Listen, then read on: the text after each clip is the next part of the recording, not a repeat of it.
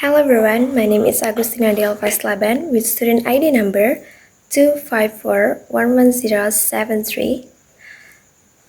I'm Management Study Program from Universitas Teknokrat Indonesia.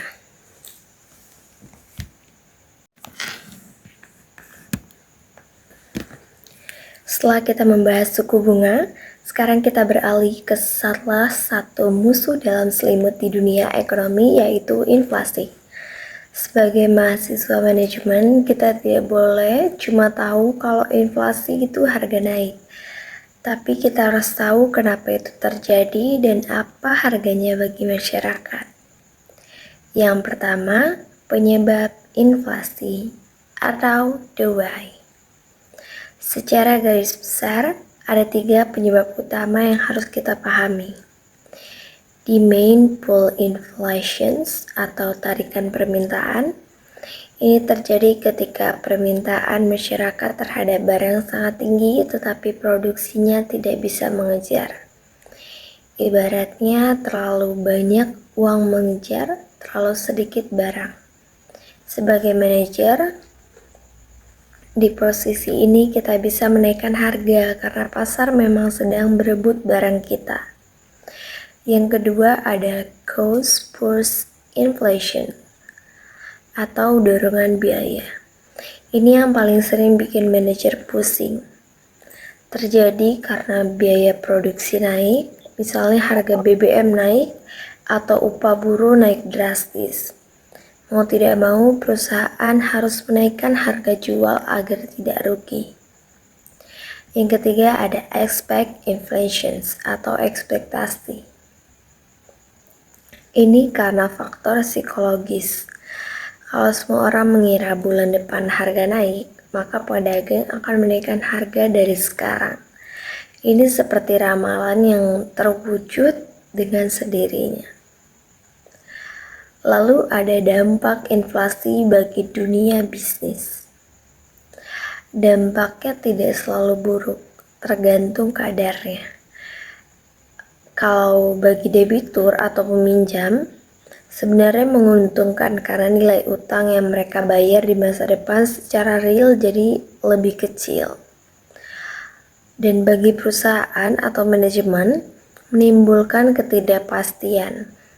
Kita jadi susah menentukan harga kontrak jangka panjang karena tidak tahu berapa harga bahan baku bulan depan. Dan bagi konsumen, daya beli merosot. Uang Rp100.000 yang tadinya bisa beli 5 barang, sekarang mungkin cuma bisa beli 3 barang. Lalu ada biaya sosial inflasi atau the social cost. Ini bagian yang paling menarik untuk dibahas karena jarang orang tahu istilah teknisnya. Biaya sol sepatu. Istilah lucu tapi nyata. Karena inflasi tinggi, orang malas pegang uang tunai karena nilainya turun terus. Dan lebih sering ke bank untuk menarik uang atau mengalihkan ke aset lain. Biaya di sini adalah waktu dan tenaga yang terbuang hanya untuk mengurus uang agar tidak hangus nilainya. Lalu ada biaya menu. Bayangkan sebuah restoran, jika inflasi terjadi setiap minggu, restoran itu harus terus-menerus mencetak ulang buku menu dengan harga baru. Biaya cetak, waktu untuk mengganti label harga di rak supermarket, itu semua adalah biaya real yang timbul karena inflasi. Lalu ada distorsi pajak. Inflasi bisa membuat semua orang terlihat lebih kaya secara angka atau nominal, sehingga mereka masuk ke kategori pajak yang lebih tinggi. Padahal secara daya beli, mereka tetap sama atau bahkan lebih miskin. Kebingungan dan ketidaknyamanan. Sangat sulit bagi kita untuk membandingkan harga barang dari waktu ke waktu sehingga fungsi uang sebagai alat itu jadi terganggu.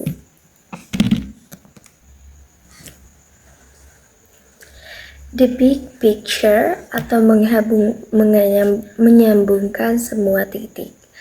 Teman-teman, kita telah sampai di penghujung pembahasan. Setelah kita membedah pertumbuhan ekonomi, menelusuri rumitnya inflasi beserta biaya sosialnya, hingga memahami betapa krusialnya peran suku bunga, apa gambaran besar yang bisa kita ambil? Sebagai mahasiswi manajemen, saya melihat bahwa data makro ekonomi bukanlah angka yang berdiri sendiri-sendiri. Mereka adalah sebuah ekosistem. Bayangkan sebuah mesin besar, pertumbuhan ekonomi adalah bahan bakarnya. Inflasi adalah panas yang dihasilkan dan suku bunga adalah tuas kendali yang dipegang oleh pemerintah untuk memastikan mesin tidak meledak. Kita sebagai manajer adalah orang yang berada di dalam kendaraan tersebut. Jika kita tidak paham cara kerja mesinnya, kita tidak akan pernah bisa menyetir perusahaan kita menuju kesuksesan jangka panjang. Lanjut ke dalam the manager's mindset atau logika manajemen. Mari kita bicara jujur. Banyak orang menganggap ekonomi makro itu membosankan karena terlalu teoritis. Tapi bagi kita di program studi manajemen, ini adalah intelligent business. Sebagai manajer yang buta akan data makro adalah manajer yang berbahaya bagi perusahaannya. Kenapa? Karena dia akan melakukan ekspansi saat ekonomi akan resesi.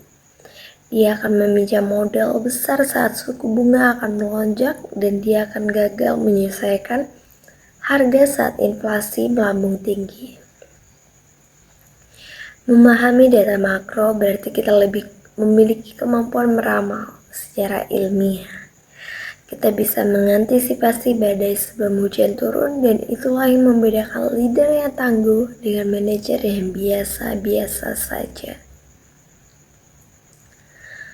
Lalu ada the future of management, pesan untuk rekan mahasiswa. Khusus untuk rekan-rekan mahasiswa di Universitas Teknokrat Indonesia dan penonton YouTube sekalian, dunia kerja yang akan kita hadapi di tahun 2026 dan kedepannya akan semakin penuh dengan ketidakpastian global. Oleh karena itu, jadikanlah pemahaman ekonomi makro ini sebagai GPS kalian. Jangan pernah berhenti membaca berita ekonomi, jangan malas melihat pergerakan suku bunga dan selalu perhatikan daya beli masyarakat.